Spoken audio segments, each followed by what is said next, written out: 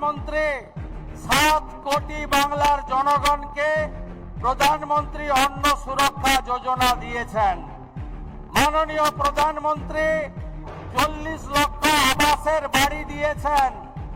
মাননীয় প্রধানমন্ত্রী 14 লক্ষ শৌচালয় স্বচ্ছ ভারতে দিয়েছেন।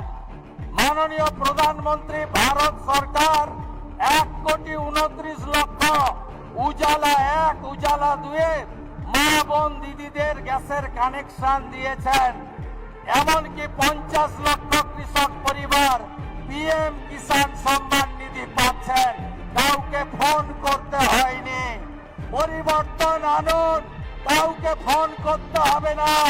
বাংলার মানুষ, বাংলার গণদেবতা, বাংলার জনতা জনার্দনের যা প্রয়োজন নরেন্দ্র মোদীজির নেতৃত্বে রাষ্ট্রবাদী সরকার 20টা রাজ্যের মতো এখানেও পৌঁছে দেবে।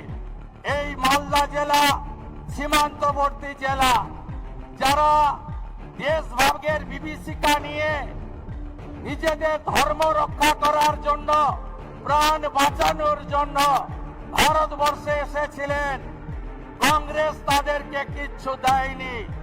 স্বাধীনতার এতদিন পরে 2019-এ মাননীয় প্রধানমন্ত্রী সিটিজেনশিপ অ্যামেন্ডমেন্ট অ্যাক্ট দিয়ে হিন্দু শরণার্থীদের তিনি নাগরিকত্ব দিয়েছেন।